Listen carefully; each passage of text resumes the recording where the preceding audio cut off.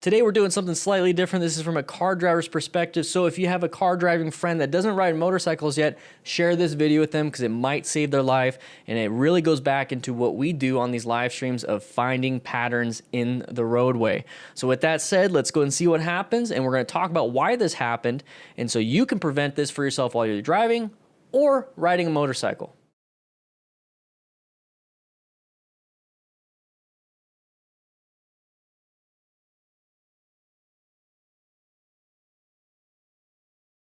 Seems pretty typical, somebody cutting off a big truck, whatever, but how does that happen? What do we see prior to this happening to us? Okay, so we need to know as much information as soon as possible as motorcycle riders, but also as car drivers. So let's move forward just a little bit. So this is from Mega Driving School. I will have this original video linked in the description, so it's pretty cool stuff. Anyways, moving back just a little bit, why would that red vehicle want to move into our lane? Just kind of look at this. If you've been a part of the live streams, you know what I'm talking about here. So basically what happens is that there's a huge line kind of backed up to the right going kind of slow. Pretty typical, right? Common sense. What do we want to do if we're ever stuck in that line? We move to the next one where it's moving.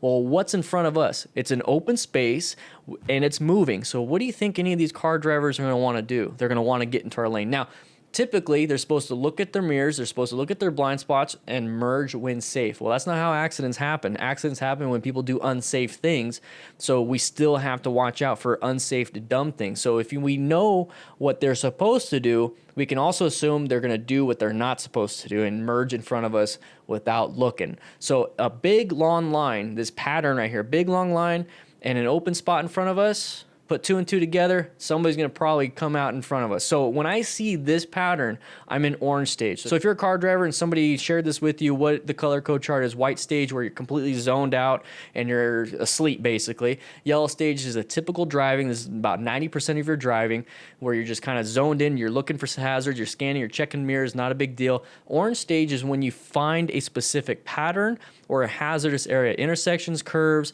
and then small things like this where a big long line or the sides of vehicles are just typical orange stage default.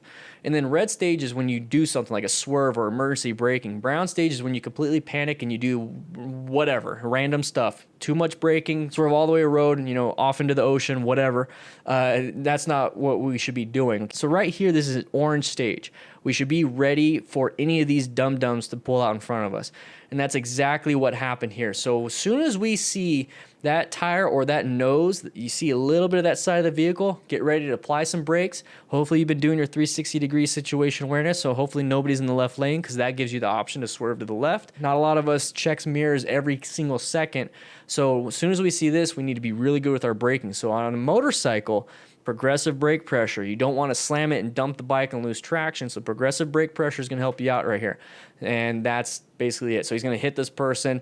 But I want you guys, the main thing here is to see this way ahead of time so you can at least roll off the throttle. You can get your foot off the gas. You can get covering those brakes. You can be prepared to swerve. So when you see this pattern, you look to your left. Is there anybody there? Yes. Okay, so I know I have to brake. If there's nobody there, okay, cool. I got the option of swerving just in case one of these dum-dums moves over from the right to the left.